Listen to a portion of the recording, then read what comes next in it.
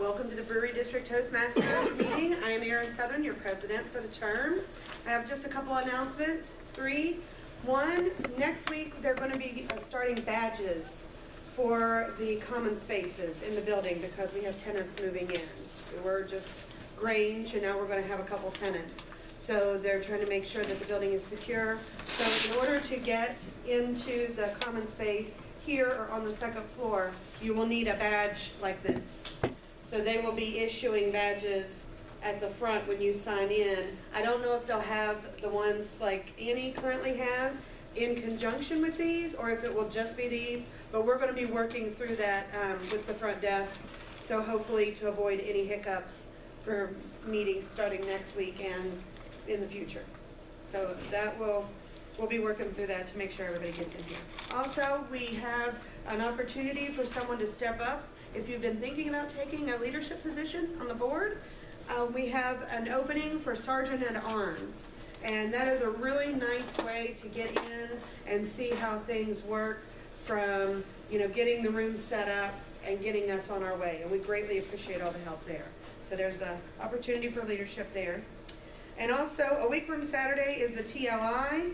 If you are in leadership, you're encouraged to go. If you're not in leadership or on the board, you're encouraged to go. And if you're going to, please see Jacob or Devon at your earliest convenience. Without further ado, I would like to introduce the Toastmaster of the day, Devon.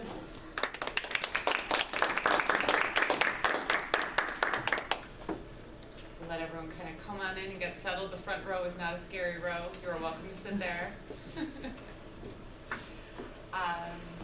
So welcome to everyone. I'm Devon Blank, and this is my first time as Toastmaster of the day. I'm very excited about it. I'm also kind of excited that, I guess I thought it was going to be smaller than this, but it's a semi-smaller group, maybe less folks to see me make mistakes my first round, so I'm fine with that.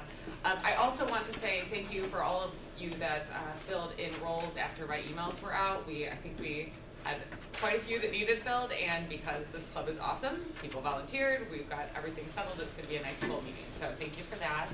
And Andrew's help for getting the room situation messed up as well. Come on, hello. Let's see. Before we get into today's meeting agenda, I do want to call out our upcoming meetings. They're on the back of your current agenda, and there's some in the back if you don't have them. There are only 2 more. Next week is a regular meeting, and then there's a special event on the 19th. I did put the first 3 for January that are out on Turbo Base as well, so I encourage you right after this meeting, go out there and get your name down for a role. Maybe one of your New Year's resolutions will be to try something brand new that you haven't done before, so now's your chance to get that spot. So, any guests today? 3. Yay. Perfect. So I'll let you get situated, but what we'd like to hear from you is if you just want to kind of announce yourself, maybe what brought you here or who brought you here, we just like to welcome you. So I'll start my front row, so we'll go here first. Hi, my name is Brad Barger. I know Carolyn Mangas since college. She was involved. And I've always wanted to do Toastmasters. Somebody recommended that I do it. I actually asked them how they gave a presentation to a client of mine, and they knocked it out of the park. I was like, well, that was really good. It's actually our current Secretary of State. And I said, how'd you become so good at public speaking? He goes, it's not natural. I actually did Toastmasters. That's all. It's not difficult. You just find a club, and so that's what Steve and I went out to lunch a couple weeks ago, and we're talking about doing it, and I've always talked about doing it, and so finally we both volunteered to come do it. Excellent. So. Welcome. So my name's Stephen Wilson, and like Brett kind of said, we talked about it over lunch one day. I had heard about it in a couple other books of benefits for public speaking, and knew that was kind of one of my weaknesses at work. So that's how I came here. Awesome. Welcome. Thank you. I'm Kristen Edwards. I work at United Way. I'm in marketing and social media, so I'm just trying to be able to improve my marketing and communication skills. I feel like when I type, it's better, but I'm working on the communication part, so hopefully you guys can help me here. Awesome. Well, welcome. It's very nice to have you guys here. Carolyn might have noted as well, this is not our regular room that we meet in. We do meet in a different room, but it's having some work done on it right now. So otherwise, we'll have all the same bells and whistles, I think. Okay, so today's theme is winter, which is why I'm dressed like this, especially for our guests. I don't just walk around like this or have some sort of weird phobia. I am getting warm though, so I'm going to take off the gloves because I won't be able to clap appropriately either. So we'll be shedding some of that. So full disclosure, winter is not my favorite season. There are a lot of things I like about it. Christmas, the New Year, my birthday, which also happens to be Groundhog's Day, my birthday, which also happens to be Groundhog's Day. Okay, good. I was hoping I wouldn't have to explain that one. Good. I do love the snow, and I really enjoy skiing, but I'm one of those that has the opinion that Christmas should last about, or winter should last about 4 weeks. It should start like a week and a half before Christmas, last until the New Year, and then be gone. Yeah. Everything else about winter should be like never below 40. We should still have some sun. So other than those 4 weeks, yeah, that would be my perfect winter.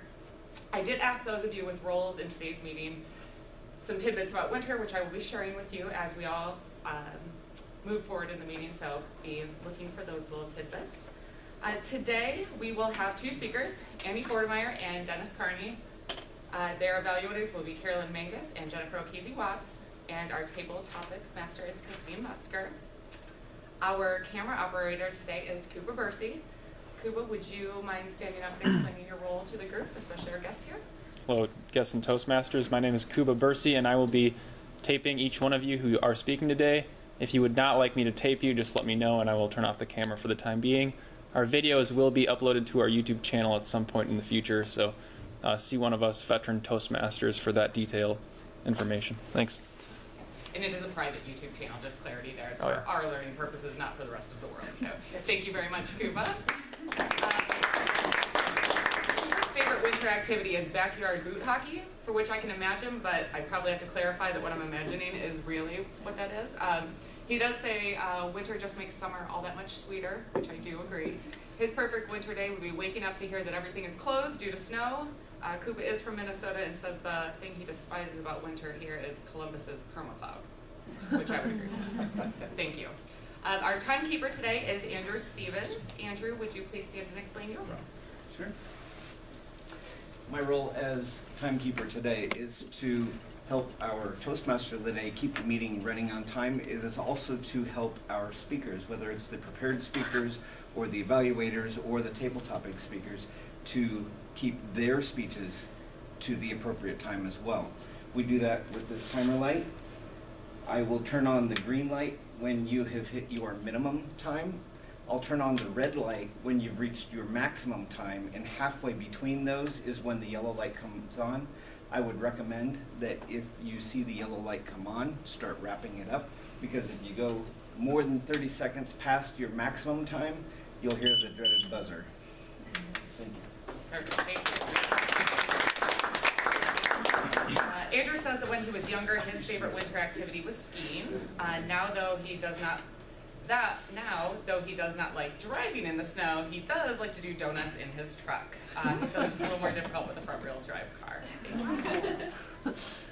All right, so originally we did not have a grammarian or a general evaluator for this meeting. However, Horace has agreed to be our grammarian today, so very last minute. So I'm going to invite Horace up here to share the word of the day that I selected. So don't give him any hard feelings if you don't like it, but he'll explain his role here for the club.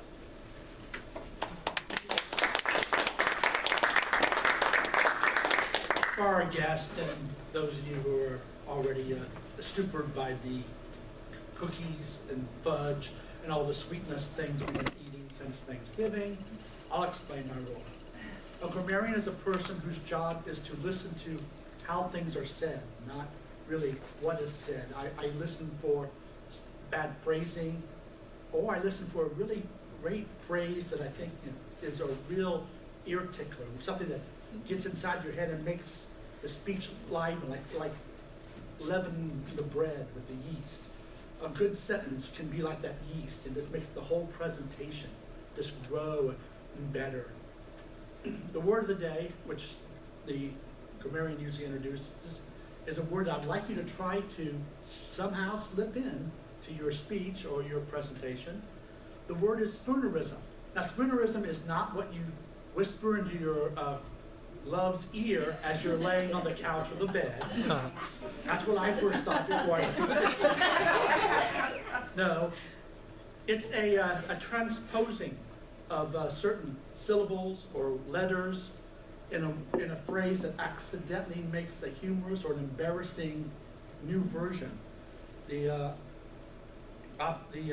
example was, she was so excited to go out and play in the fresh snow that she shouted out one of the funniest spoonerisms I've ever heard. Let's go have a snowfall bite. So it's totally different than a snowball fight. But it could be as much fun. We don't know. I've never had one of those. So I will be listening to you all.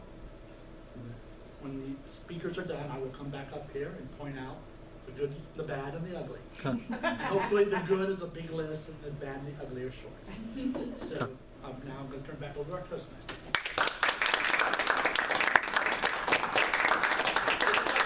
We won't see Horace's name on your agenda, but we will bring him back at the evaluation portion at the end of the meeting. So, at this point, we move on to our prepared speakers for this meeting. Our first speaker today is Annie Foertmeyer, who will be given a verbal evaluation later by Carolyn Mangas. One of Annie's favorite things about winter is the opportunity to drink hot chocolate. She says there's nothing cozier than snuggling up with a blanket and a mug of hot cocoa topped with marshmallows, and her secret ingredient, peppermint schnapps. Like how you roll. Annie is delivering a speech today from Pathways for Evaluation and Feedback.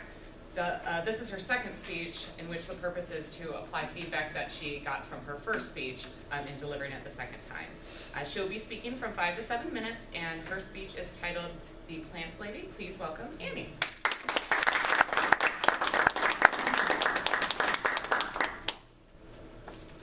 I lived at home during college up until my senior year, and then I had a friend who was subletting her room, so I decided to take the leap and move out at 21. And my parents were finally happy to stop making me dinner, but jokes on them, they still do my laundry. My first apartment, it was really lovely and it was really cute, but it didn't feel like mine. It was my friend's furniture. Everything was set up how she had it, and I was kind of afraid to move things around that she would find out. And I felt a little bit lost in that space. I was so used to being surrounded by my family that it was a big transition for me.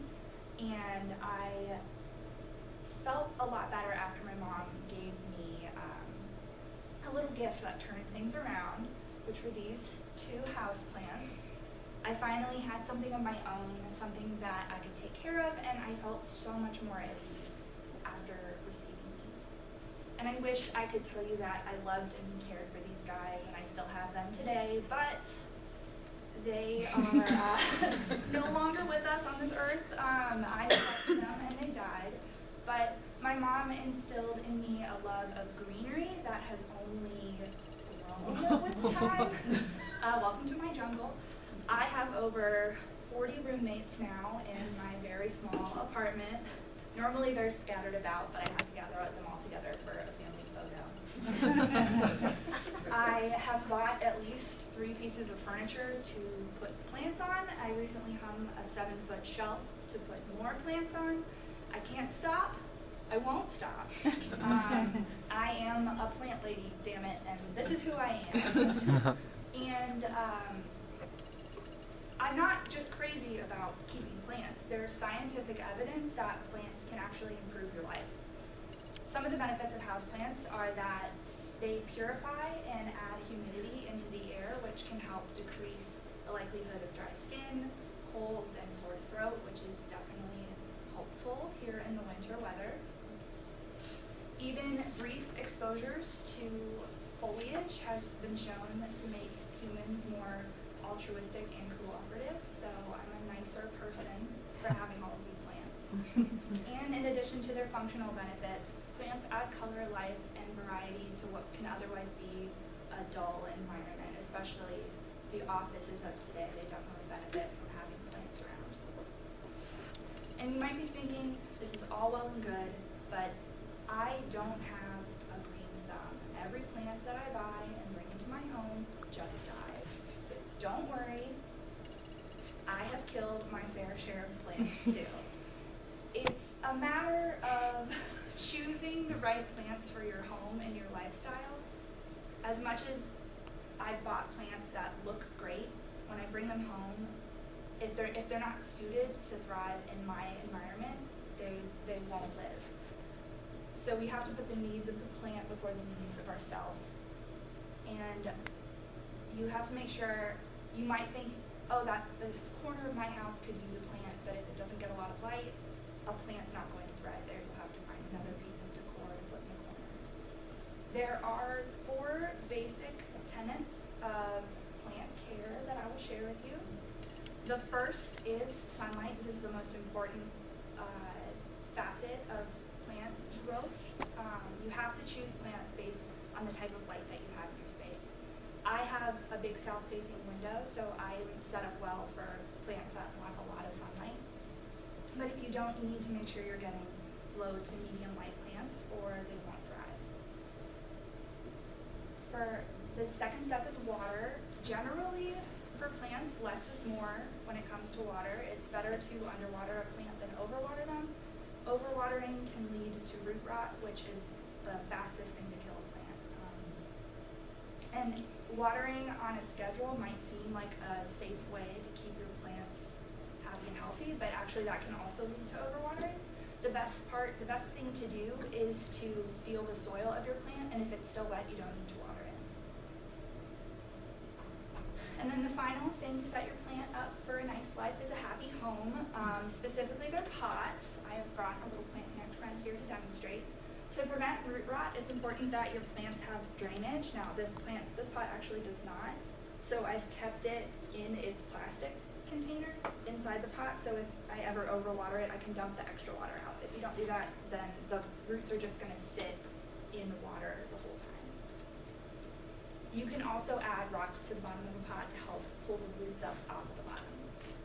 So when you're shopping around, you want to make sure if the pot doesn't have a hole, you have a plastic liner for the inside too.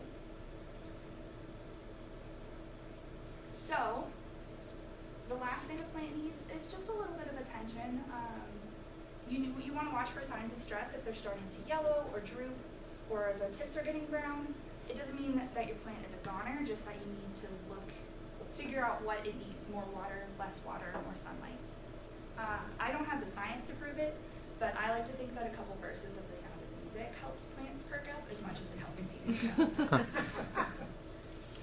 So while it's important to pick plants that will thrive in your specific home, I have a secret of 3 very easy care houseplants that will probably survive in nearly any environment, as long as you give them love and attention. The first, if you're a bit forgetful, you'll like my friend the ZZ plant. That's the plant I have here. It can tolerate really low light and drought conditions. They have a little bulb that holds water, kind of like a camel. And they're really hardy. The green leaves here, you can see it's growing well, and I just have this on my desk at work. My next suggestion, if you need a little bit of a reminder when it comes to plants, you might like a peace lily. When they get thirsty, they get a little droopy and sad, and you can't just not water that. I'm so sad. But you give it a drink, and in a couple of hours, it'll perk right back up. And finally, if you're impatient, a great plant for you would be the pothos vine. They grow really quickly, and so you'll see the fruits of your labor of taking care of this plant really early on. These vines can grow up to 20 feet long. So a quick caveat for each of those 3 plants: they are all toxic to plants and like babies. So if you have a like very interested young little person or thing, keep them high up so that they can't chew on them. So back to my collection. You'll see I have a lot of plants, but I don't have a huge variety because I found the plants that work well for me and my home. Tending plants does not have to be complicated, but it's the most important to remember that plants are alive and we need to be kind to them. So maybe you won't start singing to your succulents like this plant lady, but I hope you'll consider making your life just a little bit greener.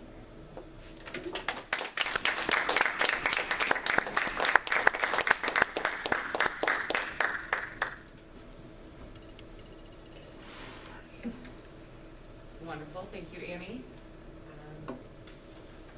So we will hear Carolyn's verbal feedback on Annie's speech a little later in the meeting, but feedback is so important. I would encourage for Annie that you saw that you maybe you really liked about her speech, or that you would provide maybe some words of encouragement for maybe how she might improve it if she gets it again. That would be super important. I like to think of feedback as actually feed forward. So I'm going to be silent for a moment or two and just let you guys write down a few words for Annie.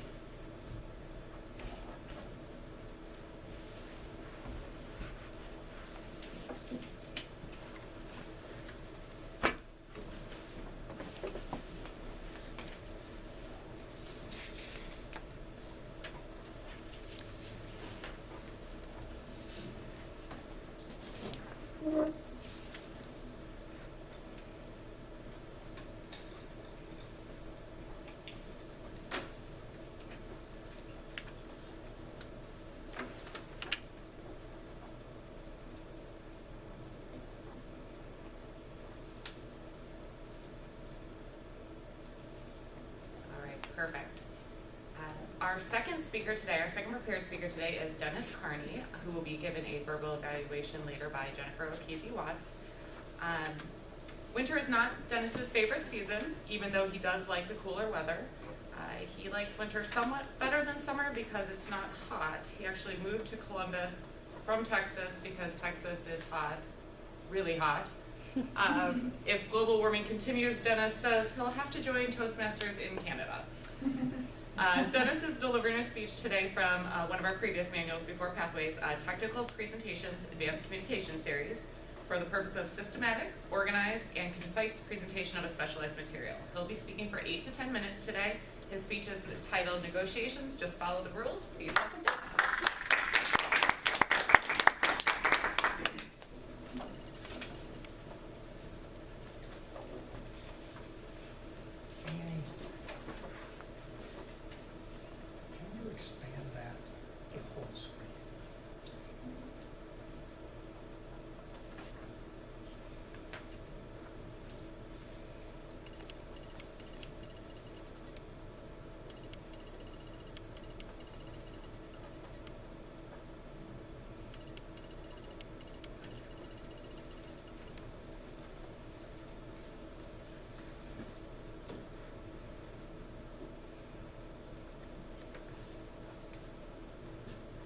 The next section of the course is focused on negotiating. And the purpose, very simply, is to make you a better negotiator. If you're in public procurement, that's part of your job. So you need to develop the skill if you don't have it. Now, before we get to the rules, which are the most important part, is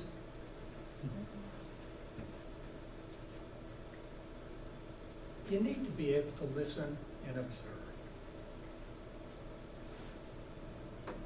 Start that off. If you're not listening, you're not going to incorporate what your counterpart needs to, in solving the problem. And you need to use silence effectively. 75% of the people on the planet are extroverts, and they're very uncomfortable with silence. They like to talk. So if they say something that's inappropriate or assertive or just plain hostile, don't say anything. That discomfort will eventually bring them to the point where they'll say something, and you can generally use that in your negotiations. Now, the next thing you need to be aware of is, in most cases, let the other side make the first offer. Now, there are debates about which is best, making the first offer or letting your counterpart make the first offer. I lean towards making the counterpart make the first offer. And then you need to reduce your concessions with each offer. If you're not, if you're increasing your concessions with each offer, the negotiations will never stop. They'll just keep going on forever because you're giving away more and more as time goes along.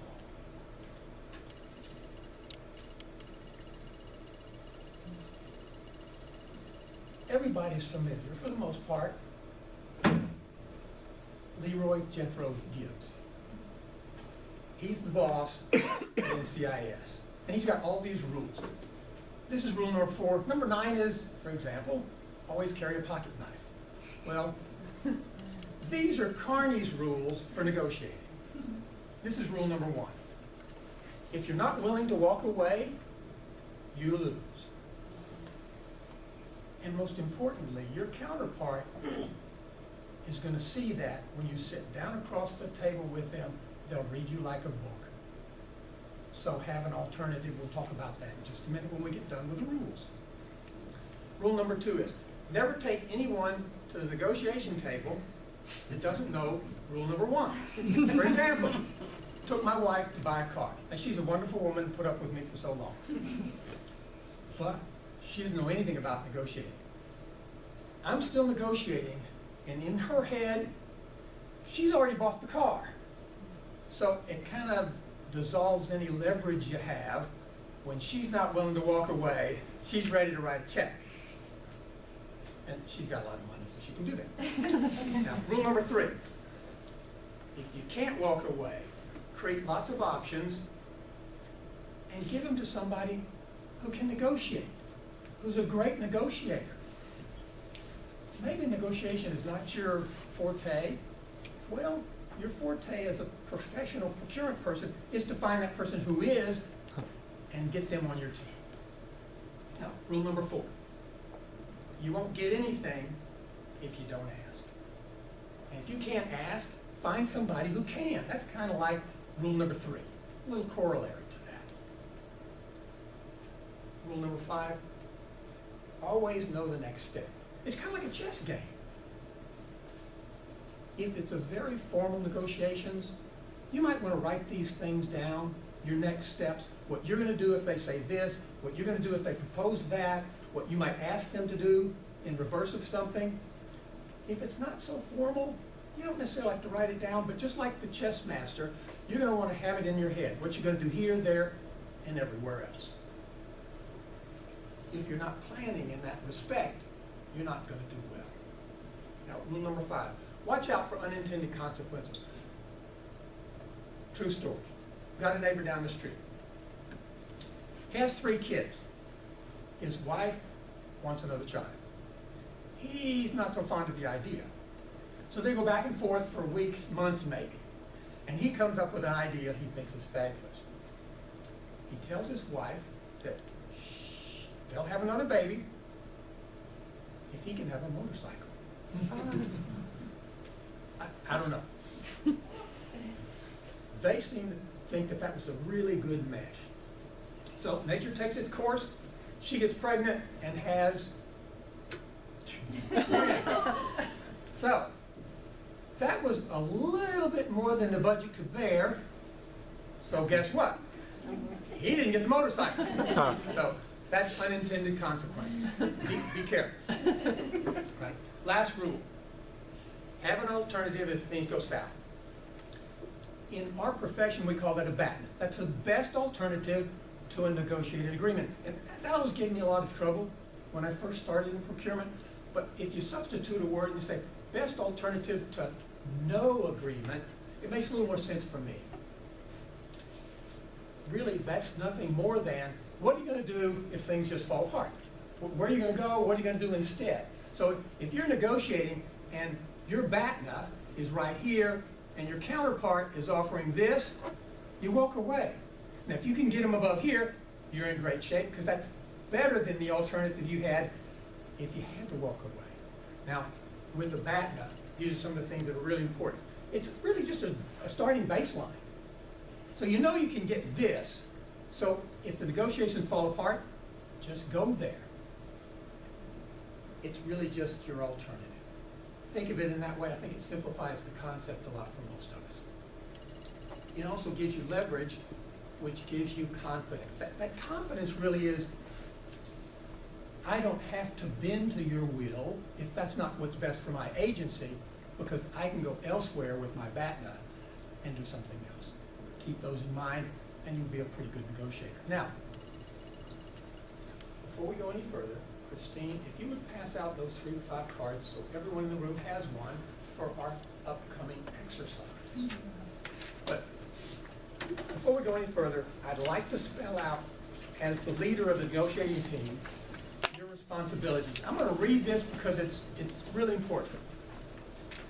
Ensure the good of the whole organization a fair process and to protect the public interest. You're going to see that again. If you go through our process and you take a certification exam, that's going to be on it. Protect the public interest, because you're spending taxpayer dollars, and you're also doing business with people who are constituents, because business people that are trying to sell government agencies things also pay taxes. Now, this is the question for this section. I want you to read it and pick an answer, and when you do, shout it out. Don't use the card, just think of the answer.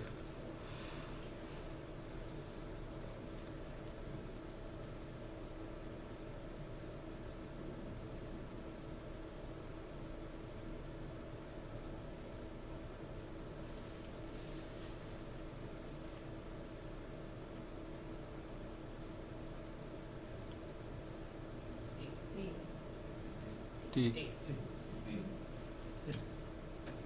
That's correct. These two were first. So, you get stickers. Bring your name tints up, and I will give you a sticker. My name is Fantastic.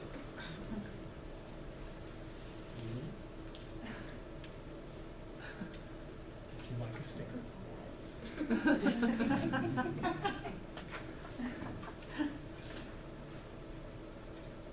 D is the correct answer. But these ladies are very much faster than the rest of them.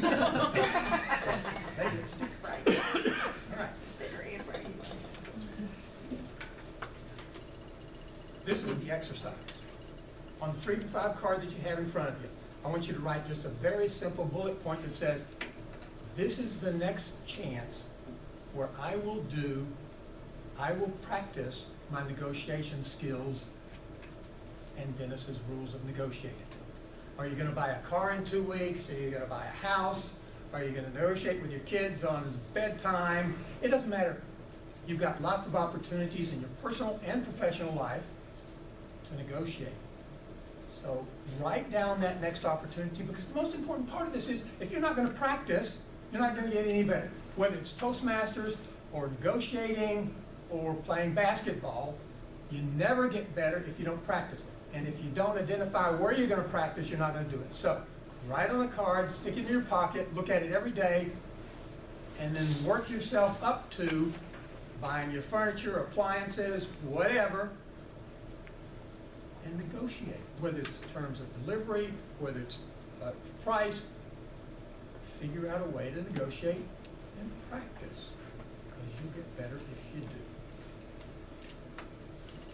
Now, in terms of recap, follow the rules.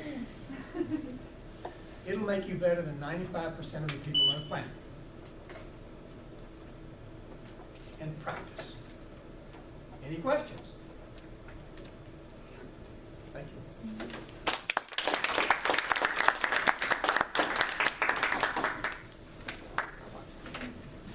Thank you, Dennis. Again, while we will hear Jennifer's feedback on Dennis's speech a little bit later, I encourage you again to fill out one of those sheets of paper and provide Dennis with your feedback. What did you like? What did you learn? Or what can he do to challenge himself? So I'll be quiet for another couple minutes and let you do that.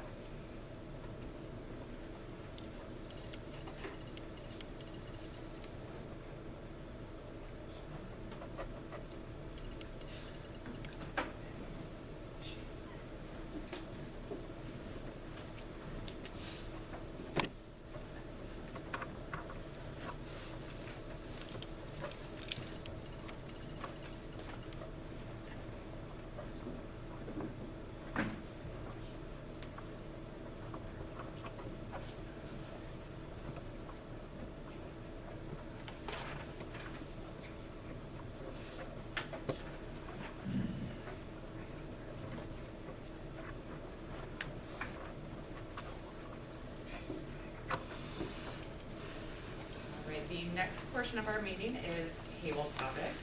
Our table topics master today is Christine Metzger. Christine describes her perfect winter day as sitting in front of a Christmas tree with a fire on, watching snowfall outside. all while reading Harry Potter and sipping on a glass of wine. All her chores have been magically done, and so she has nothing hanging over her head, so she can just sit there all day and enjoy. Please welcome Kristen.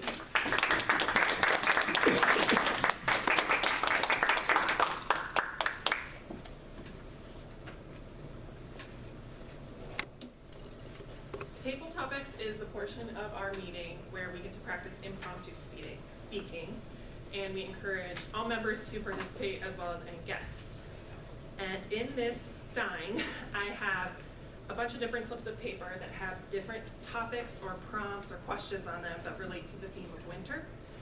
And so if you volunteer, you'll come up and take a slip of paper out of the stein and read it aloud. And then you will talk about whatever the question or the prompt is for 1 to 2 minutes. And then, after several people have a chance to participate, we will all vote on what we think the best table topics, who the best table topic speaker is. Do I have any volunteers?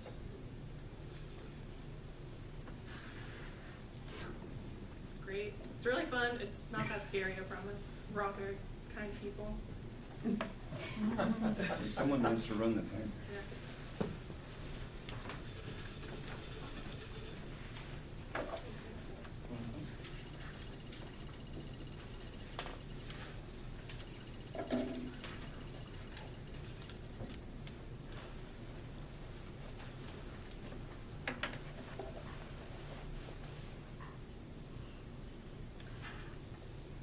Madam Table Topics Master, fellow Toastmasters, most honored guests. My question is, if you were told you had to compete in the next Winter Olympics, what sport would you attempt to compete in and why?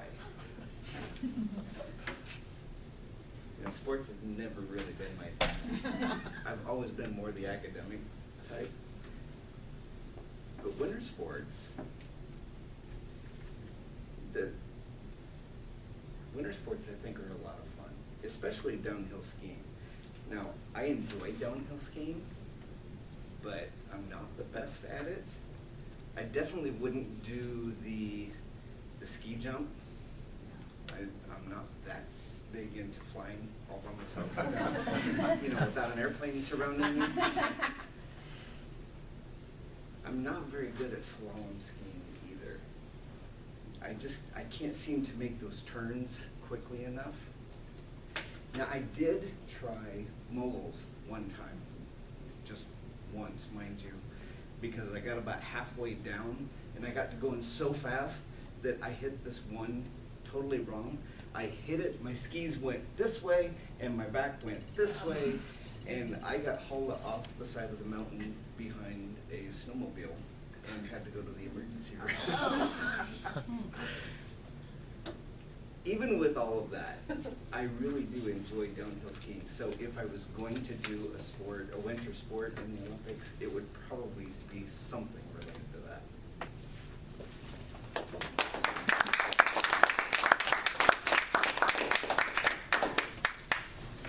Who's next?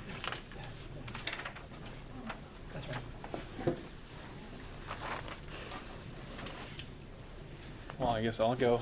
Thanks.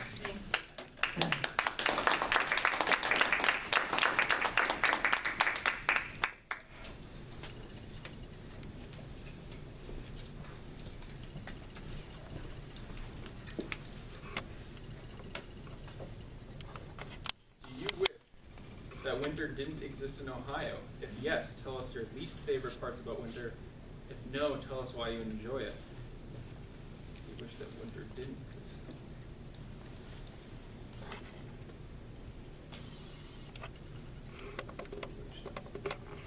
Okay, yes, I am very happy that winter exists in Ohio, and that is because I love the 4 seasons. There's something to be said about enjoying summer, and you wouldn't have fall if it wasn't summer coming. You wouldn't have spring, you wouldn't have spring if summer's coming, and you wouldn't have fall if winter was to follow. Now, one thing I wish, as Andrew was talking about skiing, got me thinking about skiing. I'm from Minnesota, and that's something I enjoy doing. Now, the bad thing about Ohio is it's pretty darn flat. If only there were more things to be done in the winter in Ohio with the winter. Another thing I wish Ohio did have was more snow. Now, Ohio is kind of one of those states that, like, It's definitely not southern, but it's definitely not that northern. And the bad thing about that is we don't get enough snow to do that many snow activities. For example, in December, and you can go skiing, you can go sledding. People were sledding on Thanksgiving Day. If only Ohio had snow during their entirety of the winter and colder weather during that, it would make the Ohio winter more fun. So that's all I have to say.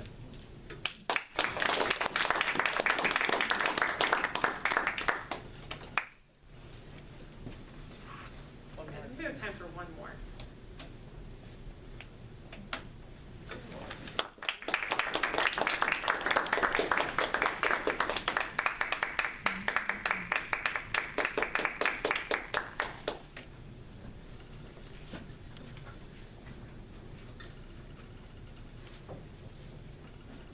What is a food or drink item that you primarily enjoy in the wintertime? Do you wish you could enjoy it all year round? I guess it's my second winter ever. I don't quite have food or drink.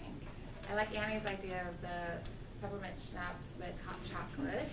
I've enjoyed that. Usually I'm skiing when it's winter, so up on the top of a mountain, and hot chocolate is perfect for that. I guess a lot of stews would be good. I would say, actually, I feel warmer in Ohio in the winter, because in San Francisco, where I came from, it didn't actually get that cold, but we also didn't have a heater. So you'd be inside cold. Whereas here, I'm inside roasting, because you've got a fireplace on and the heater actually works. So my food and drink doesn't actually change. I also got a giant jacket that would probably be good for Minnesota. So I haven't been cold yet, although it still is beginning of December. So I'm sure there's time.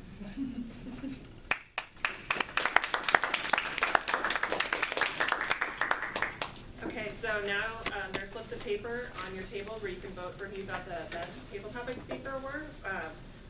Our last speaker was Bonnie, and then before that we had Kuba talking about needing more winter activities in Ohio in the winter, and then Andrew talked about downhill skiing.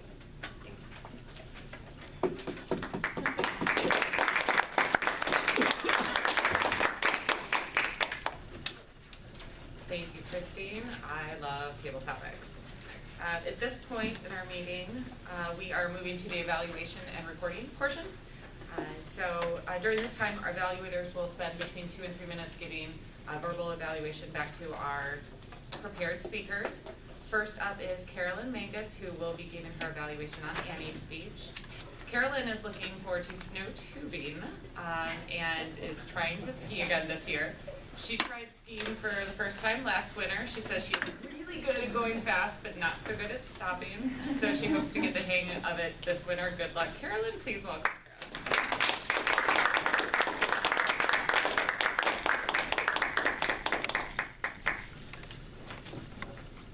Madam Toastmaster, fellow Toastmasters, and guests, and especially Annie.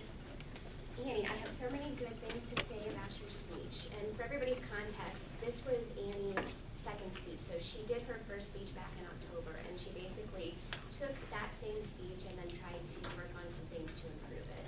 And she was very prepared today. She sent me her evaluation form ahead of time, and she also found a particular YouTube video from that meeting back in October. I wasn't here and I did not see her first speech about plants, so I was able to watch it today before I came.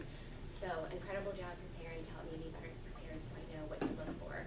She had 2 things that she really wanted to focus on today based on her last speech, and those were her overall volume, which I think was a little bit tricky today in this smaller room, because when we're in our bigger room and it's a tiered environment, you have to speak louder than you do in here, and this is a much smaller room. So I think that was a little bit hard for you to focus on today because of the room change. And then you also wanted to focus on your hand gestures. And you didn't elaborate very much on that, but you, I think, are aware that you do use your hands when you talk. I think you're looking to use them in a more defined manner. So those were 2 things that I was watching out for. When you did your speech the first time, I also, when I watched it, you were buzzed, you were over time. So I think you were looking to not necessarily change the content dramatically, but to pare it back a little bit. So you did, some of the things that you did really well over the last couple of years, I've watched you evolve incredibly. You appear very comfortable up here and very at ease. I think that's progressed tremendously as you've given more and more speeches. So great job on that. I think you added some more humor into this second speech. I had a little trouble hearing the first one. I had it turned up as loud as I could, but it was actually hard for me to hear. I don't know if it was the camera or exactly what it was, but it sounded to me like you put a little bit more humor in this. You mentioned that even when you moved out, your parents still did your laundry. I thought that was funny. I don't believe in your first speech when you had your visuals, you had the rip, the little tombstone. So I thought that was a really good addition. I thought that was really great humor. Your visuals were great. I like how you showed us, the very first plans that you had, and then you evolved to show us 40-some that you have now. You might need a bigger apartment. So great job on that. I thought your flow and the order of your speech was really good. You talked about, what made you like plants, the benefits of them, how to care for plants, and then had some plant recommendations for idiots like me who would not know, what to look for or what to do. So some of the things that I noticed that you might want to work on, I felt like you were staying behind the podium, but I do think the room set up in here and the way that the screens are make it very hard because you really can't stand over here and it's awkward. So, but I still felt a little bit like you were hiding. So I would like you to work next time on using the floor a little bit more. You incorporated, actually today I saw you walking as I was driving, so you brought your plant with you. That was great. I don't think you did that last time. I liked how you brought that. You showed us and told us a little bit about root rot and the dangers of that. You mentioned the sound of music and the importance of caring for your plants. I would have loved, since I know you can sing, I've seen you sing, if you would have incorporated singing for us. And so a couple of things that in regard to your hands, I know I'm over time, but I would go back and watch your videos. You used your hands a lot in the beginning, and I don't think it was distracting. I was watching for it, but I'm not sure that you used them in an effective manner. So I would encourage you to try to find more ways to use them in an effective manner. So when I was watching Dennis, when he would say numbers, he would hold up his fingers and say, have a visual like that. So that might be something that you can do. But great job. I think you took a topic that's a little bit more and made it interesting and helpful for people who don't know a lot about things. Thank you.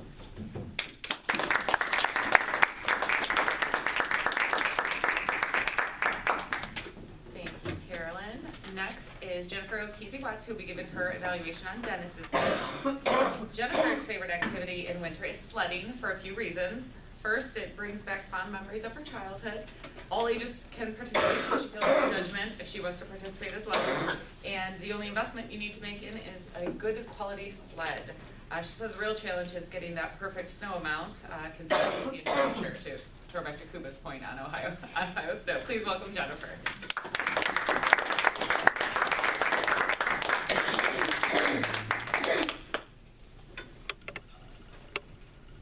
Madam Toastmaster, fellow Toastmasters, and our guest, and especially Dennis. Yesterday, Dennis stepped into a speaker role. Many of you may not know this, but we had a speaker that was unable to deliver her prepared speech today. So Dennis raised his hand and said, I'll do a speech. With that context, I think that's important because many times we take weeks to develop and prepare for a speech. So I think it's pretty courageous for someone to just step in a day before. And I want to thank you for that. And I think that's a good example for others here in the team, that we can also do that at times. Dennis's speech, the purpose of it was to be systematic, organized, and concise, to deliver technical information and tailor it to the audience. He was also supposed to focus on delivering a single main message with supporting details, once again, based on the audience. I think he picked a very interesting topic, negotiations. Although it was related to procurement in his context, it showed us how we can all apply it and how it was relevant to all of our lives, professionally and personally. But that was really just a great way to provide some kind of technical presentation to have that kind of topic. I really appreciated how Dennis used humor and storytelling effectively to make points. He had an image of an NCIS actor with one of his rules, and he used that to tie into how he has his own rules. He also talked about his wife, who puts up with him and who has a lot of money. His car buying story was pretty entertaining, and the story about the baby for the motorcycle was also showing the unintended consequences. Got a lot of chuckles from that, and I like how you are able to deliver a story in such a short amount of time, get the details, and get the punch. I think that's a true skill that I've seen you do here today several times. You also provided specific ways to apply good negotiation skills. Their rules were very simple, and they helped us walk through the process. I would say that the opening, I saw an opportunity for you to provide a better context for all of us and set the stage. I did see your last presentation, so I knew this was a carry-on through, and it had to do with procurement, and you were being more of an instructor. I knew all that background, but if I wasn't here, I think that would have been challenging for someone to know that this was about procurement and what are the skills that is needed in that profession and why it was important. I think there was an opportunity to set that stage. Along with your opening, I think your presence after the little hiccup with the slides, I like how you started fresh and you were strong. Then I felt like you kind of went a little soft and lost that momentum to really deliver that opening. So that first 1 or 2 sentences, I was a little lost. It wasn't as clear and punchy as I think it could have been. In terms of your structure of your speech, once again, the rules were very helpful. I liked how you were able to walk through each one, and for several you provided examples, and those really, I think, stuck more as more memorable for us. I would suggest that you maybe think of examples for the others. One idea was even to use the car buying example and maybe carry it all the way through. I think that resonated well with me, and I saw others kind of, their body language showing they kind of understood that as well, and a lot of us have probably been through that experience. So that might be one way to kind of increase the kind of retention understanding there. Your visual aids also were very helpful. One way you could have improved them, I think, was to have the rules maybe build on the slide, because once we got to 3, because I am more of a visual learner, I was kind of trying to remember what was 1 and 2, so I could kind of go back and tie those back in as you were continuing. So that's just my own preference that would help. You mentioned the leader responsibility. I thought that was really important to show that in that role, you have a responsibility to manage the money and be fiscally responsible. That I thought was misplaced. If that was up front, I think that would have really helped set the stage for the importance of negotiations, especially in that profession, but also in other areas. Your closing was very strong, Dennis. I loved how you had us write down on our card how we were going to practice. And I actually did it, and I actually thought, oh, I can do this, So I thought having that tangible exercise was very impactful, and your closing was very concise. You had us do that, you called us to action, and then you said follow the rules and practice. And once again, with your humor and your delivery, I think it also was very memorable and a great way to tie closing to your presentation. There were just so many things I wanted to, I'll write more in the book for you. I think that I appreciate when you do your speeches because they are really different. The topics are different, and your style really helps to lend to the delivery as well. So I look forward to seeing more of your speeches. Thank you.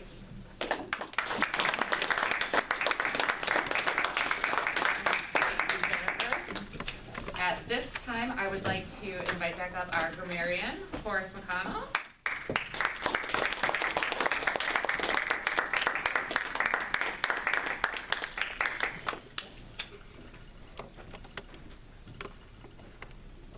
Great speeches, by the way. Since we don't have the general evaluator, great speeches. Devon, I'm Horace. I like feed forward. Nice phrase. You had a couple ums at the very beginning of your introductions, but that's usually normal stage fright, your first time, so we usually scratch those out for the first time on Toastmaster. Annie, you had 5 quick ums in your opening. and then you only had a handful for the rest of the time, but they were, your opening had a lot of those ums, so you may want to practice your opening sentences. Welcome to my jungle, love the phrase. Plant lady, damn it. I think that may have been the other one, but I still like that phrase. Family photo, excellent use.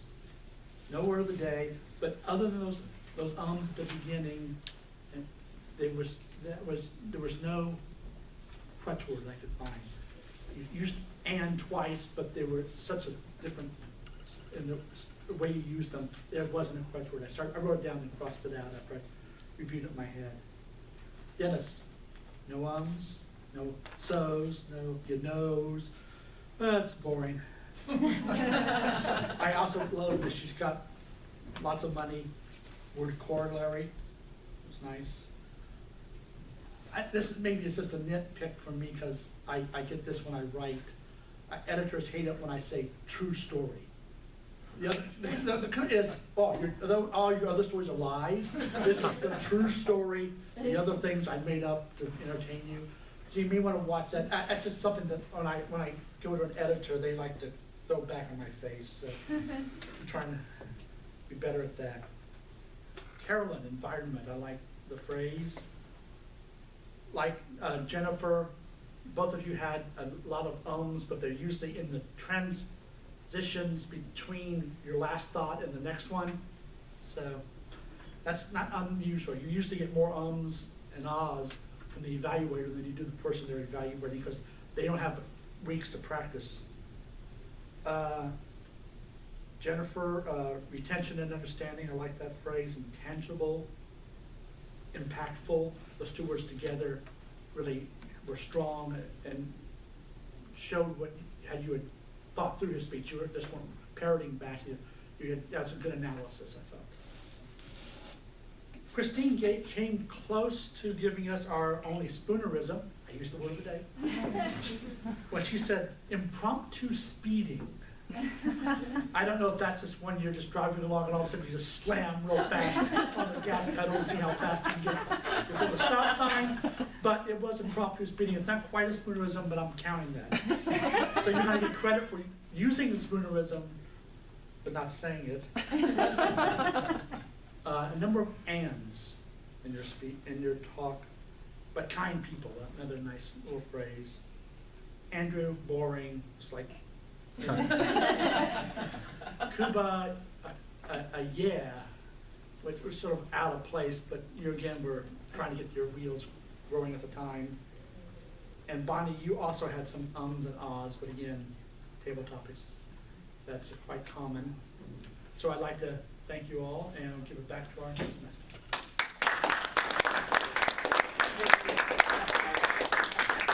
We are running just a little short on time, so I might just check it with Andrew and just maybe give us an over-under. How we do? I heard the buzzer a few times today.